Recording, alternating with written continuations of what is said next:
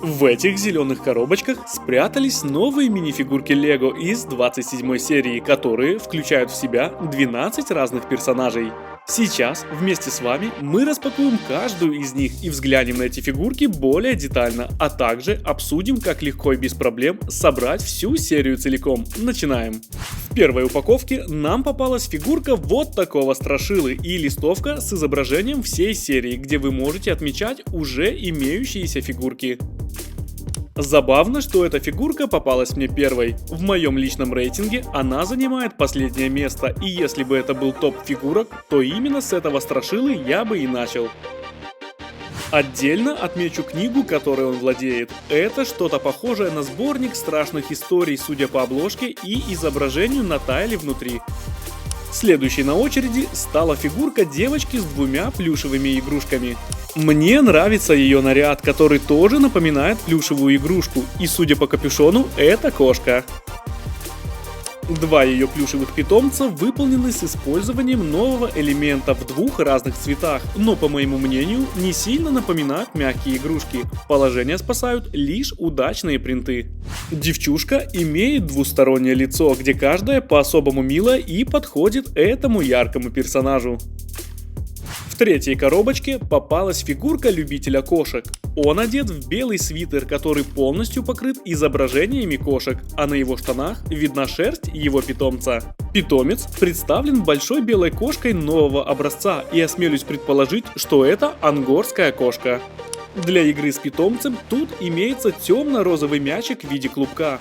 А глядя на второе, расцарапанное лицо фигурки, становится ясно, что игры не всегда заканчиваются хорошо. В общем, классная фигурка, мне нравится. Четвертой по счету нам попалась фигурка маленького астронома с телескопом. Самым примечательным элементом этой фигурки является элемент протеза кисти рук, который дебютировал в прошлом году и встречался лишь в серии Friends.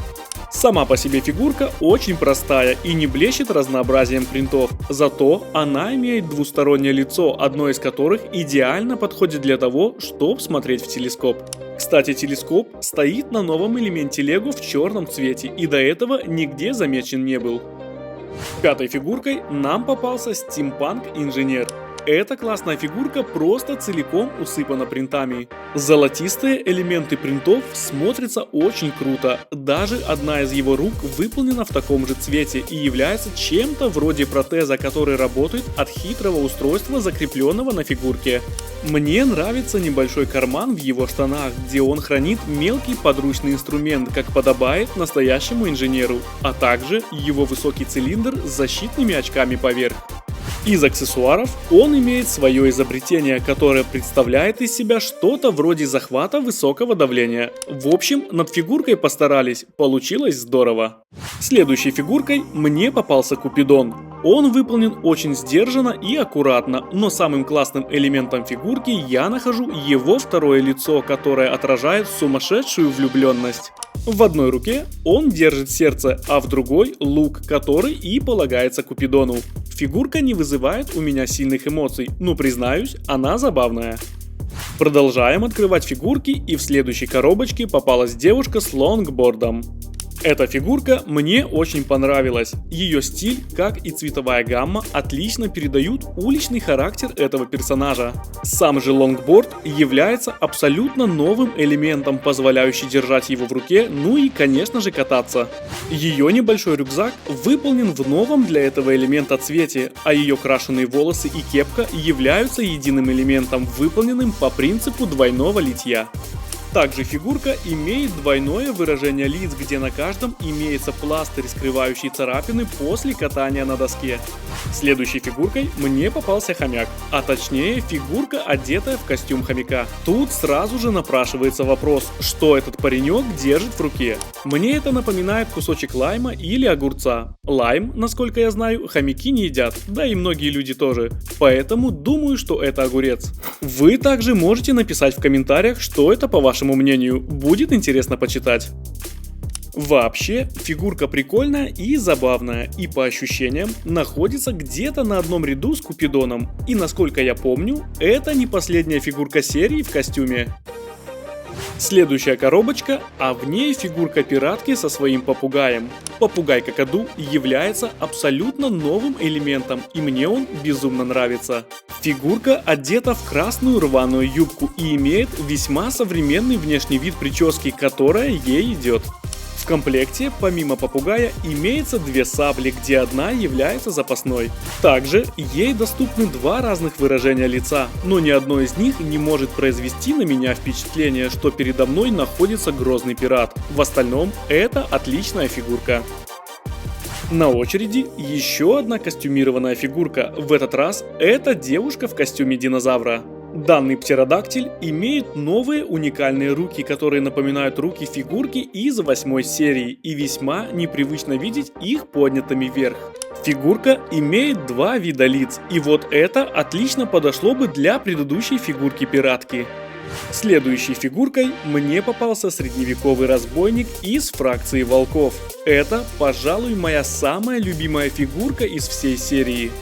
Впервые фигурки этой фракции появились в 1992 году, и круто, что компания LEGO периодически делает отсылки к своим старым фигуркам, тем более, что это им к лицу. Разбойник вооружен мечом и щитом с логотипом фракции нового образца. Компанию ему составляет волк, фигурка которого впервые появилась в LEGO. Мне нравится торчащая из-под его одежды кольчуга, а также новая черная накидка. Выражения его лиц тоже заслуживают внимания. Густые брови, шрам, легкий оскал, сразу видно опытный бандит. Второе выражение имитирует свист, которым он призывает своего прирученного волка. Эта фигурка будет весьма популярна, как некогда пастух с козой из 25 серии. Я думаю, что это оправдано. Ну и последней по счету мне попалась фигурка джетпак-гонщика. Фигурка с ног до головы покрыта разнообразными принтами, среди которых затесался логотип компании Octan. На своих плечах фигурка имеет небольшой реактивный ранец, собранный из пары деталей, но более интересной деталью является его шлем нового образца. Выглядит очень классно.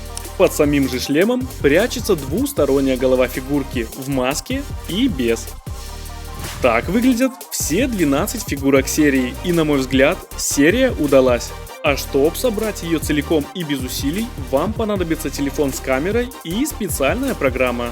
Таких программ сейчас очень много, и в описании я оставлю ссылку на онлайн-сканер, который справляется со своей работой на все 100%.